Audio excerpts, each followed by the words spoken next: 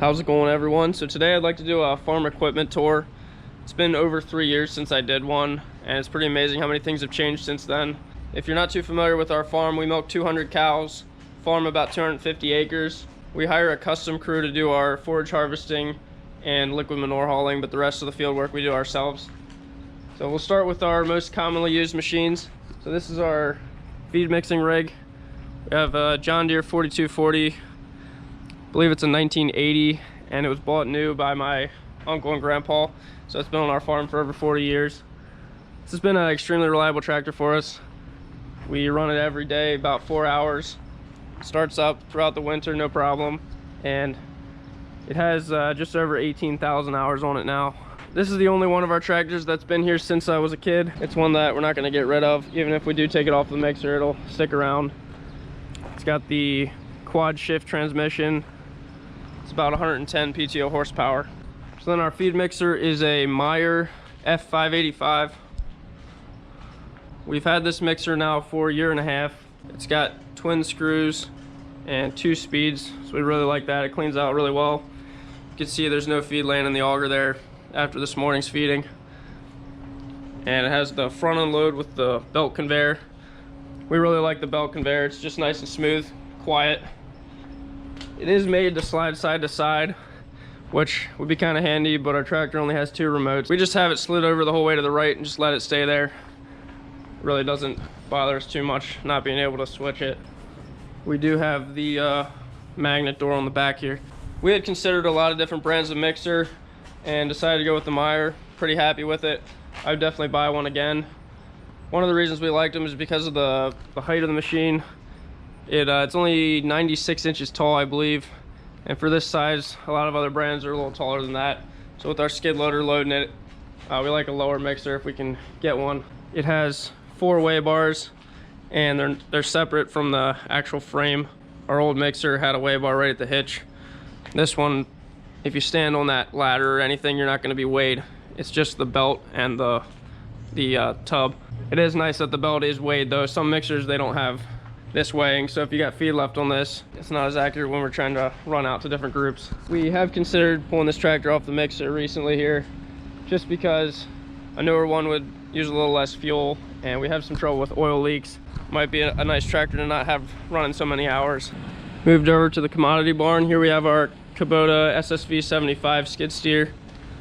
This machine we got 2 years ago, just over 1,500 hours on it, and we really like it. It's been reliable for us. Use it for everything, mix and feed, hauling manure, whatever in between. One of the big things for us was the door that slides up into the ceiling. We don't always like to close the door. It's nice to be able to just leave it out of the way, and then if you want a door, you just pull it down. Pretty handy. This skid loader is just under 75 horsepower and does a good job. Our Kubota skid loader would be more of our clean skid loader. We do use it to load manure, but more of our messy work is done with our New Holland L160. We have it on the bedding spreader right now. So this skid loader is a little bit smaller. I think it's 60 horsepower, maybe, something like that. Smaller frame. It's nicer for getting around inside the freestall barn. I don't know how many hours this machine has on it because can't really read the monitor in there, but probably, I don't know, 5,000 plus. We got it used quite a while ago. Now this is our bedding spreader. It's a Woodchuck is the brand. We got this before we built our barn in 2004, so it's been running for a long time. Very reliable. It augers it out to the side, and then there's a spinner on the edges here that throws it out. So this skid loader mainly stays on the bedding spreader. We do use it to scrape our dry cow barn 3 days a week, and it would be the backup for feeding if the Kubota would break down. Moving over to the equipment shed. Got a John Deere 7220. This tractor we bought 2 winters ago. 6,300 hours on it, and we had it on the dyno. It's pushing about 135 PTO horsepower. So I was looking for something with 2-wheel drive. It's really nice for planting, spraying. Turns really sharp. It actually rides pretty good. The wheelbase is long enough that it kind of helps with bumps, even though it's 2-wheel drive. This one has a power quad transmission. And we have our spray monitors and our planter monitor in here. We have the wheel space at 60 inches to work between the corn rows. This tractor replaced a New Holland TS6130. That tractor was newer, but I didn't like it near as much. This one turns a whole lot sharper, and the power steering's a lot better. The hydraulics are better. Overall, I definitely prefer this tractor. I wouldn't say I have to go John Deere, but this fit what we were looking for. It's got the extra long axles on it. Considered cutting these off just because at some point we'll probably catch something with them if we don't do anything about it. I don't intend on putting duals on it anytime soon.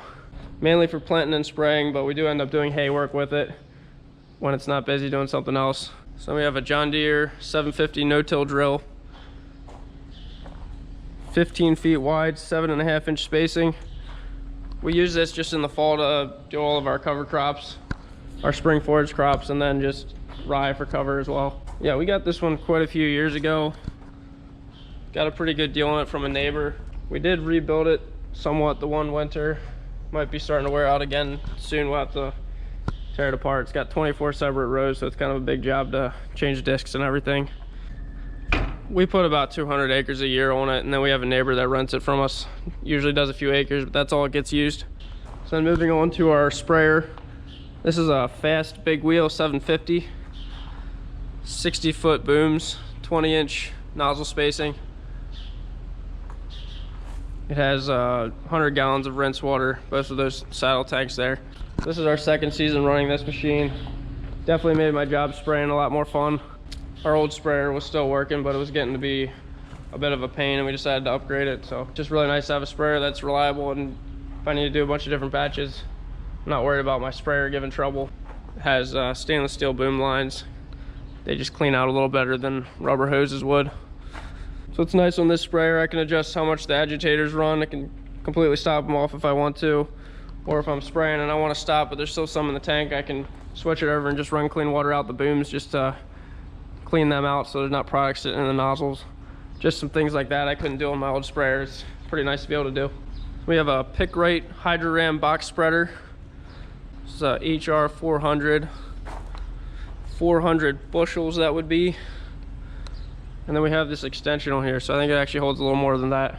And it's got the vertical beaters on it.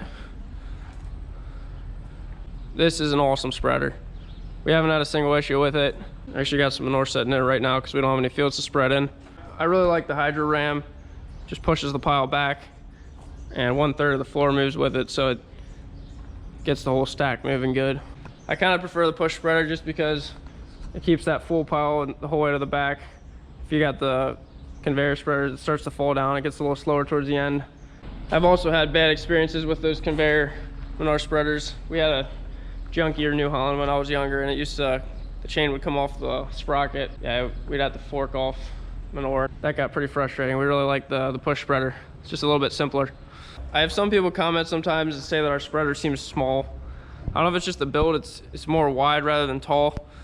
It's about all this tractor can handle here. This is a 130 horsepower tractor, so I don't know. We need a bigger tractor if we want a bigger spreader.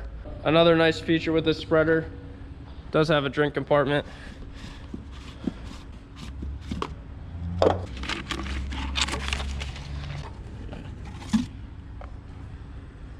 Like to keep some Clover Farms chocolate milk in there. It's good stuff. We really like the vertical beaters. With no-till planting, you don't want to have big hunks of manure in the field. This thing really breaks it up, spreads it out nice and wide. We have that hooked to our John Deere 7130. This tractor has 8,800 hours on it. So we got this 7130 a few winters ago, and I replaced our old John Deere 2940. It's definitely a nice step up from that one. And we leave it hooked on the manure spreader all winter normally. We use it for mowing and raking hay during the summer, whatever else we need. We have considered putting it on our mixer. Be a little bit of a nicer tractor for that, but I don't know. Not sure we want to do that. We like to have it for other jobs. This tractor has a power quad transmission as well, which I really like. It's nice and simple. We had about 115 PTO horsepower on the dyno. So we have our old hay equipment, rake and a tedder we use occasionally if we want to bale some hay. And then we got our 6-row Kinsey 2000 corn planter set up with in-furrow liquid and then also 2x2 liquid on the outside tanks. We need some new parts for the 2x2, so we actually didn't run that this year. Just not 100% sure it's necessary with the manure we're spreading. If we need that extra nitrogen there, It's a no-till planter. We have the row cleaners. We do not have no-till coulters on it. We took those off. We had put them on originally, but found it cuts into the ground better without them. Some pretty aggressive closing wheels. Seem to do a pretty good job. So we use the markers on this, not running GPS with planting. So this year we had 150 acres of corn and then 65 acres of soybeans we had planted with it. We've definitely had our share of problems with this planter. At one point it actually broke in half. I don't know if there's just too much weight with all those tanks, but the brackets that hold the frame to this crossbar that holds all the units broke. These big brackets here. We actually have bigger ones on than there used to be. And what we ended up doing was welding. You can see some big welds in there. Just welded the frame to the tongue of it so it can't break again. We had bought this planter, the modifications were already done, so I don't know if it had too much weight on it or if that's a common issue. So then this is our old silage blower. Basically just use it as a fan after the custom guys fill the silo. It's nice to have some fresh air blowing up there. And we got our smallest tractor. It's an International Hydro 84.